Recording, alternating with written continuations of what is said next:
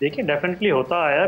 Past में भी अगर आप देखें स्ट्रॉन्ग कप्तान आए हैं जिन्होंने अपने स्ट्रॉन्ग डिसीजन लिए हैं, ब्रेव डिसीजन लिए हैं, जिसकी वजह से पाकिस्तान क्रिकेट जो है कहाँ से कहाँ पहुंची हुई थी और नंबर 1 टीम भी रही। तो अगर आप डमी कप्तान बनाएंगे, हर सीरीज में, हर दूसरी सीरीज में नया कप्तान होगा, तो टीम ने क्या एस्टेब्लिश करना है या उस कप्तान ने क्या करना है? उसको ये पता है कि यार मैं अभी शॉर्ट टर्म के लिए आया हूँ, आगे मैं होऊंगा नहीं होऊंगा, बस कप्तानी का लेवल मुझ पे लग गया। हमारे यहाँ पता है जो स्टैंडर्ड जो सेट हो गए ना, वो ये है कि मैं एक दफा कप्तान बन जाऊं, मैं एक दफा टेस्ट टीम का कप्तान बन जाऊं, या मैं बस रैंकिंग में एक दफा आगे ऊपर आ जाऊंगा, सारी जिंदगी मुझे कोई बाहर नहीं करता। तो इस फ्रेम ऑफ माइंड से निकलना पड़ेगा। जब आप पाकिस्तान को के लिए सर्विसेज दे रहे हो, पाकिस्तान प्राइड है, ठीक है ना, आप पाकिस्तान से हो, पाकिस्तान आपसे नहीं है, ठीक है ना। तो ये सारी चीजों को बहुत सेंसिबली और बहुत ही अच्छे तरीके से टैकल करना पड़ेगा कि आप अपना फ्रेम ऑफ माइंड जो है वो अच्छा सेट करो और एक स्ट्रॉन्ग डिसीजन लो। रिजवान, मैं खुल के बात इसलिए भी करना भी चाह रहा हूँ, नहीं भी कर सकता, कि ये कि अब रिजवान को हटाने की क्या वजूहत हैं। हाँ। हाफिज साहब भी बहुत अच्छी तरह जानते हैं, आप भी जानती हैं। नहीं, क्या वजूहत है आसिफ साहब, खुल के बात करें, मैं बिल्कुल हम सुनना चाहते हैं।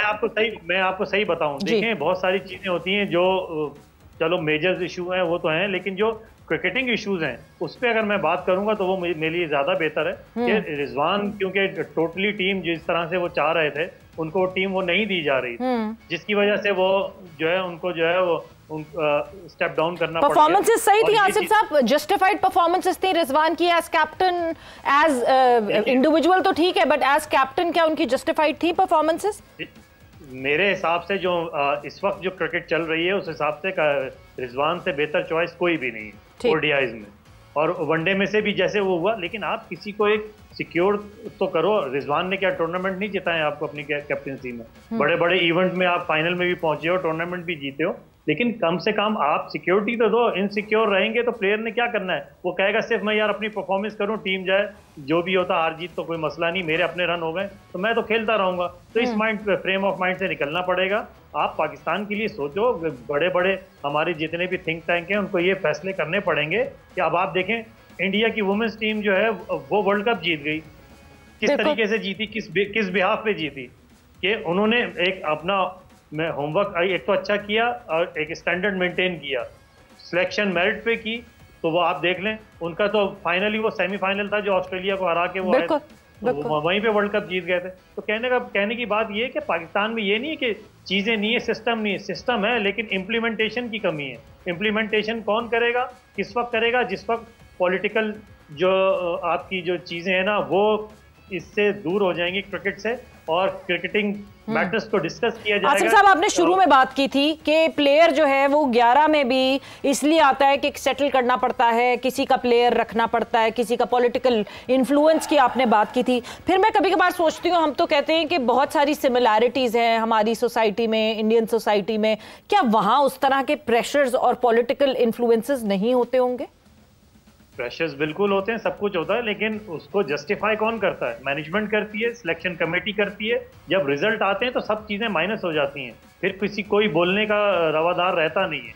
तो आपको जो सीट्स आपके हमारी मैनेजमेंट को या सिलेक्शन कमेटी को मिली है, तो उनको ये चीजें देखनी चाहिए कि अगर परफॉर्मेंसेस अच्छी होंगी, प्लेयर परफॉर्मेंस करेंगे, टूर्नामेंट आप जीतोगे, तो आप भी ज्यादा देर तक स्टैंड करोगे और जो चीजें आप करना चाह रहे हो फिर आप उस पर फोकस कर सकते हो। जब आप इस तरह रहोगे तो फिर आप सिर्फ 1-2 सीरीज के लिए आओगे, बिल्कुल, वो सिलेक्शन कमेटी हो या कैप्टनसी हो या मैनेजमेंट हो। बिल्कुल। अच्छा आसिम साहब, जाते जाते, what is a good total for Pakistan to restrict South Africa and हमारे जो बैटर्स हैं वो इसको अचीव कर पाए? मुश्किल काम है, हमारे बैटर्स टिकते नहीं है ज्यादा देर।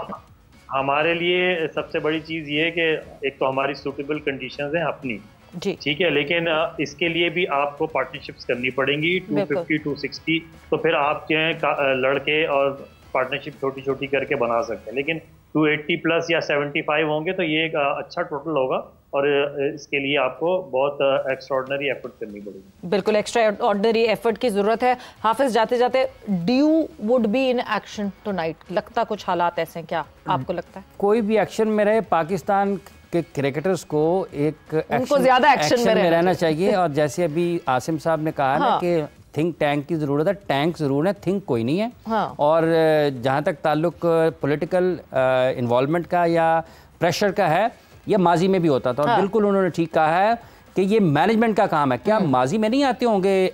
कराची की टीम बनती, मैनेजमेंट को इतना स्ट्रांग होना चाहिए। तो कंसिस्टेंसी आपके पास नहीं है। और जब आप हर दिन एक नया फैसला करते हैं तो खिलाड़ियों के जहन में शकूक व शुबहात रहते हैं। वो बिल्कुल क्लैरिटी के साथ कोई भी आगे नहीं जा पाता। और कोई भी कप्तान इस वक्त में शाहीन आफरीदी कप्तान बने ना, और अगर उनकी मौजूदगी में भी फैसले बेंच ने करने हैं, कोचिंग स्टाफ ने करने हैं, ठीक है, उनका एक इनपुट होता है, उनकी एक चीज़ होती है। लेकिन अगर आप किसी को कप्तान बनाना चाहते हैं और उसके ऊपर फैसले थोपना चाहते हैं तो टीम आपकी कभी भी नहीं बननी, जो मर्जी कर लें। मतलब इस टीम में अगर शाहीन किसी लड़के को ये वो देते हैं, तसल्ली देते हैं कि नहीं जी तुम बस अपना बेस्ट गेम दो, इधर तुम फेल होते हो या नहीं तुम यहीं रहोगे, वो लड़का ट्रस्ट नहीं कर पाएगा शाहीन पे। मोहम्मद आमिर की गुफ्तगू सुनी है आपने? उसने क्या कहा? उसको किसने कायल किया T20 वर्ल्ड कप खेलने के लिए? Exactly. शाहीन ने किया ना जी। तो शाहीन कप्तान नहीं थे, मोहम्मद आमिर वर्ल्ड कप खेल रहे थे, तो कैसे होगा? अभी आसिम साहब आपके साथ हैं, इनकी सारी ज़िंदगी खेल के मैदानों में गुजरी है।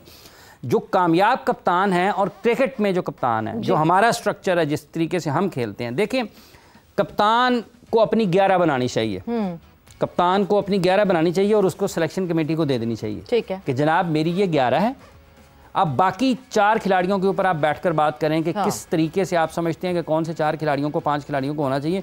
प्लेइंग 11 में ये 11 हैं पहले मैच की, बाकी 4 खिलाड़ियों के ऊपर बातचीत कर लें। अगर किसी कप्तान को इतनी अथॉरिटी नहीं मिलती और उसको कप्तान बनाने से पहले आप ये सोच लें, ये जांच लें, ये देख लें कि क्या वाकयातन ये मेरिट के ऊपर बात करता है, ऑनेस्टी के साथ बात करता है, इसका विजन इतना है कि ये किसी खिलाड़ी के ऊपर इन्हिसार और एतमाद कर रहा है तो वो डिलीवर कर सकता है। यहाँ पर तो ऐसे ऐसे खिलाड़ियों को कप्तानों ने मैच विनर कहा है जो किसी भी टूर्नामेंट के फाइनल में बॉल भी नहीं करते। तो वो काहे का मैच विनर है जो आपके किसी भी, अभी हाल ही में एशिया कप का फाइनल हुआ है ना, तो मोहम्मद नवाज को तो मैच विनर कहा गया, तो उसने तो एक बॉल भी नहीं की।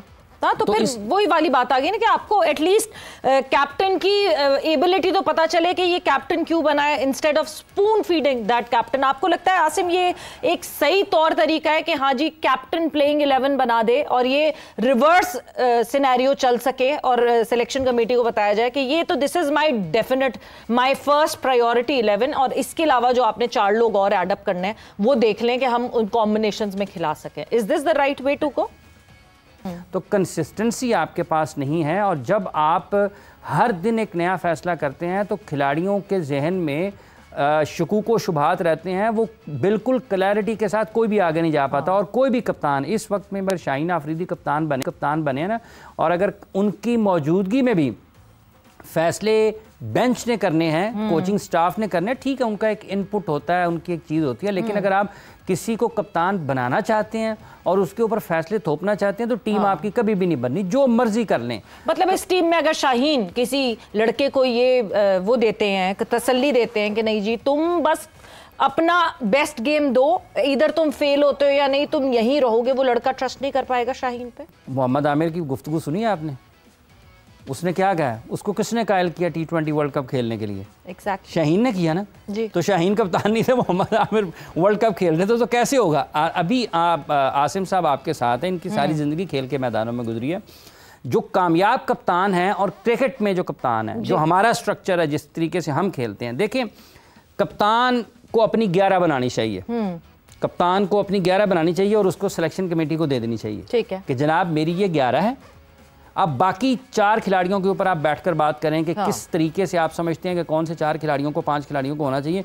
प्लेइंग 11 में ये 11 हैं पहले मैच की, बाकी 4 खिलाड़ियों के ऊपर बातचीत कर लें। अगर किसी कप्तान को इतनी अथॉरिटी नहीं मिलती और उसको कप्तान बनाने से पहले आप ये सोच लें, ये जांच लें, ये देख लें कि क्या वाकयातन ये मेरिट के ऊपर बात करता है, ऑनेस्टी के साथ बात करता है, इसका विजन इतना है कि ये किसी खिलाड़ी के ऊपर इन्हिसार और एतमाद कर रहा है तो वो डिलीवर कर सकता है। यहाँ पर तो ऐसे ऐसे खिलाड़ियों को कप्तानों ने मैच विनर कहा है जो किसी भी टूर्नामेंट के फाइनल में बॉल भी नहीं करते। तो वो काहे का मैच विनर है जो आपके किसी भी, अभी हाल ही में एशिया कप का फाइनल हुआ है ना, तो मोहम्मद नवाज को तो मैच विनर कहा गया, तो उसने तो एक बॉल भी नहीं की।